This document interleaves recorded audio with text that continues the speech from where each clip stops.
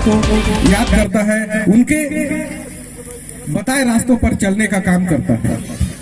अभी हमारे कई अतिथियों ने बाबा साहब के ऊपर, हमारे कई महापुरुषों के ऊपर अपने अपनी बातों को रखा। साथियों, इस भारत देश में आजाद हुए आज हमें 75 साल से ऊपर हो गया, लेकिन क्या हम आज भी आजाद हो पाए हैं? तो मैं कहूंगा कि नहीं, क्योंकि 75 साल आजादी तो हो गया, लेकिन आज भी हमारे लोग गुलाम हैं। और वो गुलामी का कारण क्या है? कि हम मानसिक गुलाम हैं, देवी देवताओं के गुलाम हैं, पाखंड ढोंग के गुलाम हैं, उन ब्राह्मण विचारधारा के गुलाम हैं। आज हम यहाँ पर, जैसे मैं कई जगह देखा, और उसको हम हर कार्यक्रम में महापुरुषों का जब भी जन्म जयंती होता है, हम अपने लोगों को आगाह करते हैं कि किसी भी हमारे समाज के महापुरुषों का अगर जन्म जयंती होता है तो उस दिन हम किसी भी सामाजिक कार्यक्रम को ना रखें, क्योंकि हमें ज्यादा से ज्यादा महापुरुषों की जानने की जरूरत है। जो महापुरुषों ने हमारे लिए लड़ाई लड़ा, आज हम उसके लिए क्या कर रहे हैं? अभी हमारे बड़े भैया गोरेलाल कनौजिया जी बहुत अच्छी बात को बोल करके गए कि जिन महापुरुषों ने हमें अधिकार दिया, हम उनके लिए क्या किए। आज जिन महापुरुषों ने हमें अपने घर बार सब त्याग करके, पूरे परिवार को त्याग करके, जंगलों में रह करके, कई जगह जा करके, पूरे विश्व में घूम करके जो प्रसारित किए, उनके मेहनत के लिए हम क्या कर रहे हैं? तो मैं कहूंगा हम उसके लिए कुछ नहीं कर पा रहे हैं, क्योंकि यदि 100 में 2% व्यक्ति सामाजिक होता है, 100 में सिर्फ 2% व्यक्ति। अभी आप लोगों को बड़ा अजीब लगेगा कि 100 में 2% व्यक्ति ही सामाजिक क्यों होता है, तो मैं उसको बताना चाहूंगा। 100 में 2% व्यक्ति इसलिए सामाजिक होता है क्योंकि उसके अंदर दर्द होता है, समाज को, उसके दुख पीड़ा को समझने वाला व्यक्ति होता है। बाबा साहब सिर्फ अकेले थे। हमारे गोरेलाल भैया जी बोले कि बाबा साहब अकेले लाखों करोड़ों से लड़े अकेले, लेकिन आज हमें पूरा अधिकार है। हमें न्याय का अधिकार है, अच्छा कपड़ा पहनने का अधिकार है, बोलने का अधिकार है, पढ़ने लिखने का अधिकार है, न्यायालय में जाने का अधिकार है, हमें मंत्री, मिनिस्टर, कोर्ट का जज, वकील सब बनने का अधिकार है। लेकिन हम आज क्या कर रहे हैं अपने समाज के लिए? उसके बारे में कोई सोचा नहीं। इसलिए मैं कहता हूं कि सिर्फ 2% ही व्यक्ति हमारे सामाजिक होते हैं, जिनके अंदर दर्द होता है, पीड़ा होता है, समाज को आगे लाने के लिए, समाज को रास्ता दिखाने के लिए। जैसे हमारे 2 बहनें आई हैं, देखिए वहां से, जनकपुर भरतपुर से। हम लोगों ने पिछले वर्ष उस जगह पर जाकर के एक नींव रखा।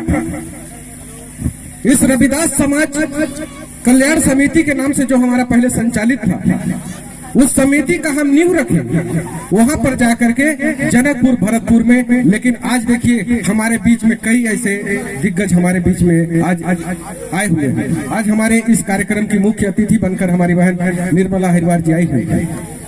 तो मैं चाहता हूं कि हमारे भी यहाँ पर कई ऐसे बहन बेटियां हैं जिनके अंदर भी दर्द पीड़ा होगा, समाज को जानने का, समाज को बताने का इच्छा होगा। ऐसे महिलाओं को, ऐसे बहन बेटियों को सामने आना चाहिए। आज 100-200 किलोमीटर दूर से यहाँ पर आई है। मैं इन्हें बहुत बहुत धन्यवाद दूंगा कि आपने बहुत साहस किया और आकर के यहाँ पर अपने विचारों को रखने का प्रयास किया। और यहाँ के जो निर्जीव महिलाएं हैं, जिनके अंदर जीव नहीं है, उसे जीवन, उनके अंदर जीवन देने का जो काम किए हैं, आप लोगों को बहुत बहुत धन्यवाद। साथियों, हम जब कभी भी महापुरुषों की बात करते हैं तो हमारे खून में एक उबाल सा आता है। क्यों आता है? क्योंकि मैं आप लोगों को एक कहानी बताना चाहूंगा। वो कहानी मेरा सच्चा है, मतलब कोई बनावटी कहानी नहीं है। मैं जब 6वीं क्लास में पढ़ाई करता था, उस समय कोरबा जिला से एक जाटवर नाम के इंजीनियर यहाँ चर्चा कालरी में रहा करते थे। और वो जाटवर जी कांसी राम साहब के चेले थे, मतलब उनके द्वारा तैयार किए हुए चेले थे। वो केडर कार्यक्रम के माध्यम से उनको तैयार किए थे।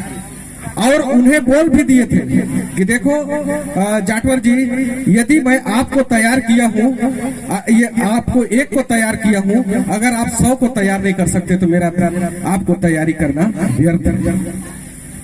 तो उन्होंने कसम खाया कि नहीं कांसीराम साहब, आप मुझे अकेले को तैयार किए हैं, मैं 1000 को तैयार करूंगा, 100 को नहीं।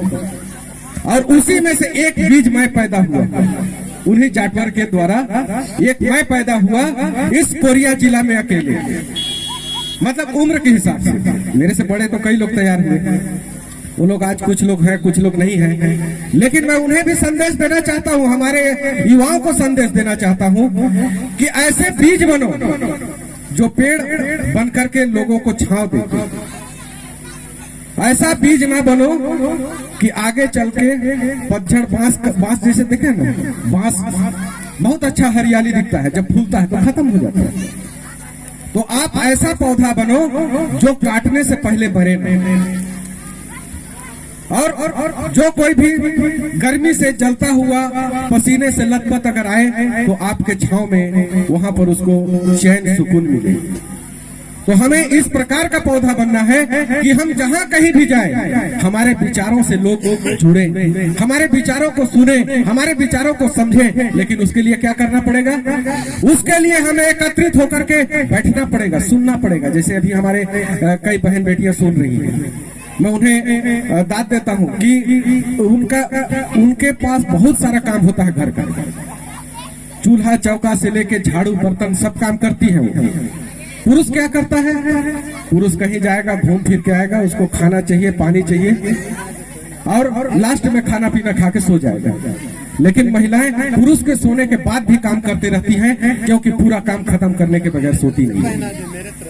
और हमें उन महिलाओं को, जैसे बाबा साहब ने हमें बराबर रहने का अधिकार दिया, जैसे हमारे निर्मला बहन जी बता रहे थे कि बाबा साहब के संविधान की वजह से जो आज हमें अधिकार मिला, पुरुषों के बराबर अधिकार मिला, धन संपत्ति रखने का अधिकार मिला, मंत्री मिनिस्टर, MP MLA कलेक्टर सब कुछ बनने का जो अधिकार मिला, तो सिर्फ बाबा साहब के मेहनत की वजह से, उनके संविधान की वजह से मिला।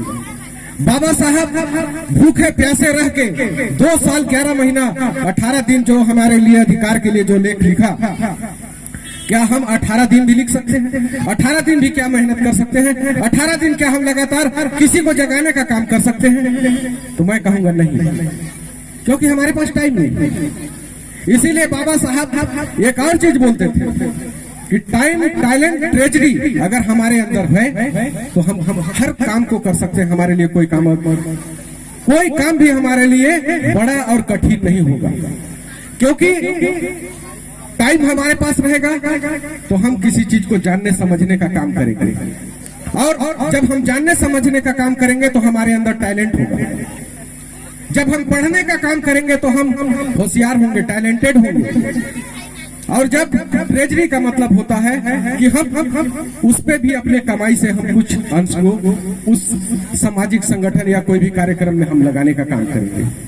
ये होता है टाइम टैलेंट ट्रेजरी। अगर हम हमारे अंदर ये सब कुछ है तो दुनिया में ऐसा कोई काम नहीं है जो असंभव है, जिसे हम कर नहीं सकते। बाबा साहब अगर आज जिंदा होते तो सबसे पहले तो शर्म से मर जाते। मैं उन्हें धन्यवाद देता हूं कि बाबा साहब आपने ये दिन देखने से पहले आप इस दुनिया को छोड़कर चले, इसलिए नहीं खाता हूं, क्योंकि आज भी हमारे लोग, आज लगभग भारत में संविधान को लागू हुए आज कितना साल हो गया, अंदाजा लगाइए। उतने साल के बाद भी आज हमारे लोग नहीं जगे, ढोंग पाखंड अंधविश्वास में डूबे हुए हैं। लोगों को, जैसे ये कहानी और बताता हूं मैं आपको। जब गांधी जी अपने जो 3 जाति जो थे, हमारा वर्ग होता है 4 है, वर्ण जो है 4 वर्ण है, ब्राह्मण, क्षत्रिय, वैश्य और शूद्र। वो 3 वर्णों के लिए जो लड़ाई लड़ रहे थे, हमारे लिए कभी नहीं लड़े। और इस चीज को गोरेलाल भैया भी बताए, हमारे लल्लू भैया भी कई छोटे छोटे शब्दों को बताने का प्रयास किए। गांधी जी ने हमारे लिए कोई लड़ाई नहीं लड़ा, बल्कि हमारे अधिकार को छीनने का काम किया। और वो कैसे छीने? जब बाबा साहब लंदन में गोलमेज कॉन्फ्रेंस में जब उन्हें भारत के इतिहास को रखने का मौका मिला, भारत के यथास्थिति को रखने का मौका मिला, तो उन्होंने सारे स्थिति को वहां पर रखे और वहां पर जाने के लिए अपने कई बच्चों को कुर्बान भी किए, वहां तक पहुंचे।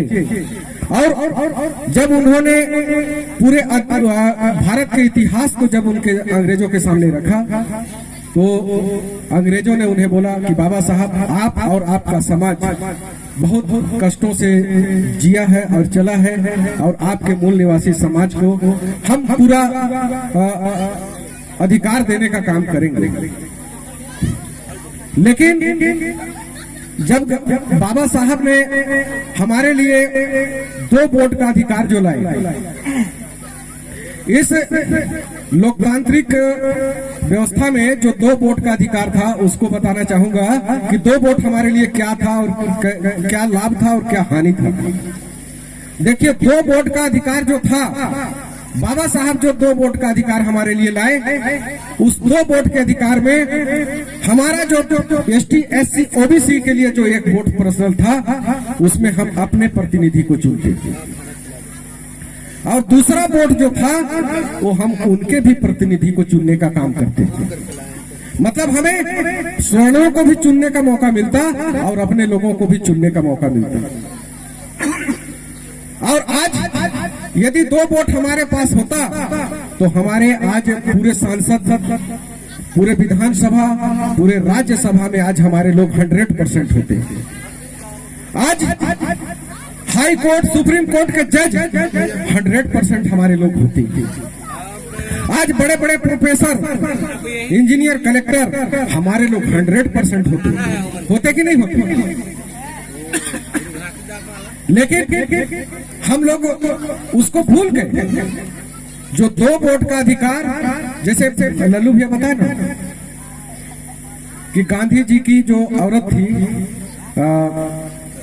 कस्तूरबा गांधी, और जो उनके पाले हुए चमचे जो थे, जो गांधी जी के चलाए हुए दलाल जो थे, वो बाबा साहब को धमकाने चले गए। और इधर गांधी जी अपना भूख हड़ताल करके बैठे थे कि जो 2 वोट का अधिकार अम्बेडकर लाया है लंदन से, उसे वापस ले, तभी मैं खाना खाऊंगा, नहीं तो नहीं खाऊंगा, मैं यहीं मरूंगा। लेकिन बाबा साहब के पास प्रस्ताव लेकर के गए कि गांधी जी बोल रहे हैं कि बाबा साहब जब 2 वोट का अधिकार है, जो खास वर्गों के लिए जो पर्सनल जो वोट का अधिकार है, उसे अगर वापस लेंगे तो मैं खाना खाऊंगा, नहीं तो यही मरूंगा। तो बाबा साहब बोले गांधी मरता है तो मर जाए, गांधी यदि मरता है तो मर जाए, मुझे कोई फर्क नहीं पड़ने वाला। लेकिन मैं आज एक उस वोट को, अधिकार को अगर मैं वापस करता हूं, तो हमारे करोड़ों लोगों को जो अधिकार में लड़ बूझ के लाया था, वो उसी दिन से चमचा युग शुरुआत हो जाएगा और खत्म हो जाएंगे। हमारे लोग आपस में लड़कर मर जाएंगे। ये कह करके बाबा साहब उनको वापस भेज दिए। वापस जब गए, तो जब कस्तूरबा गांधी को बताए कि बाबा साहब तो नहीं मान रहे हैं, वो अपने जिद पर अड़े हैं, और वो सिर्फ एक गांधी के लिए हजारों करोड़ों अपने वर्ग ST SC OBC को नहीं मारना चाहते हैं, वो ऐसा बोलते हैं। तो कस्तूरबा गांधी रोते हुए गई, बोली कि अब तो हमारे मेरे पति देव ये तो खत्म हो जाएंगे। वहां पर जाकर के बाबा साहब से बोली कस्तूरबा जी कि बाबा साहब, मैं आपसे निवेदन करती हूँ, विनती करती हूँ कि आप मेरे पति को बख्श दें। तो बोले कि अरे बहन, आप भी एक महिला हो, और आप इस भारत देश की महिला हो, आपके साथ भी कई प्रकार से मनुस्मृति जब चलता था, तो उस समय आपके ऊपर कई प्रकार के अन्याय अत्याचार हुए हैं, तो आप उस चीज को कैसे भूल गए? तो बोले नहीं बाबा साहब, जो मेरे पति को आप 10 मिनट आप लोग बैठ जाइए, शांत 10 मिनट बैठ जाइए। मेरे पति को आप बख्श दीजिए, किसी प्रकार से उन्हें जीवन दान दे दीजिए। जब बाबा साहब बोले कि वाह रे नारी, आखिर तुम्हें भी वही गुरु मंत्र मिल गया जो हमेशा मुझे रोका करता था। तो बाबा साहब निराश होकर के, निराश होकर के जब वो आंचल बिछा करके जब उनके कदमों में गिर गई कस्तूरबा गांधी, तो बोले जा तेरे पति अब जीवित हो जाएंगे। तो कस्तूरबा गांधी को जीवन दान देने वाले बाबा साहब और पूरे विश्व के मतलब जितने विश्व में हैं सभी महिलाओं को प्रेरणा स्रोत, आज भी पूरे महिलाएं, पूरा विश्व उनको प्रेरणा स्रोत मानता है, क्योंकि बाबा साहब के बराबर पूरे विश्व में पढ़े लिखे लगभग कोई नहीं थे। अब विद्वानों में भी 8वें नंबर के विद्वान हमारे बाबा साहब हुआ करते थे, क्योंकि जिस पुस्तक को अगर एक बार एक झलक एक नजर में देख लें तो उस पुस्तक में किस पृष्ठ में किस जगह पर क्या लिखा है उस चीज को बता देते थे। तो बताइए हमारे अंदर ऐसा कोई टैलेंट आ पाया? नहीं। क्या हमने कभी ऐसा पढ़ने का प्रयास किया? तो भी नहीं। यदि हम किसी प्रकार से पढ़ लिख भी लिए तो हमारा समाज कहाँ है, क्या कर रहा है, हमको मतलब ही नहीं। आज भी यहाँ पर हमारे एडवोकेट LR रवि जी हैं, जो यहाँ के लोगों को जगाने का काम किए। चाहते तो ये भी अपना पैसा कमाते, घर द्वार बनाते, जगह जमीन बनाते, कई जगह बंगला बनाते, अपना खुश रहते, लेकिन इन्होंने अपने लिए नहीं, पूरे समाज के लिए सोचा, इस पूरे गांव के लिए सोचा। और बताए ना कि 30 साल हो गया, इस 30 साल में यहाँ पर हमारे संत शिरोमणि गुरु रविदास जी का जयंती मनाते आ रहे हैं। और मैं धन्यवाद देना चाहूंगा इस सारा गदबदी के जितने भी हमारे भाई बहन हैं, सभी लल्लू रवि भैया के साथ कदम पे कदम मिला करके चले। और आज एक इतिहास बन गया कोरिया जिले में कि यहाँ पर अगर कोरिया जिले में सर्वप्रथम कहीं पर रविदास जयंती मना तो वो है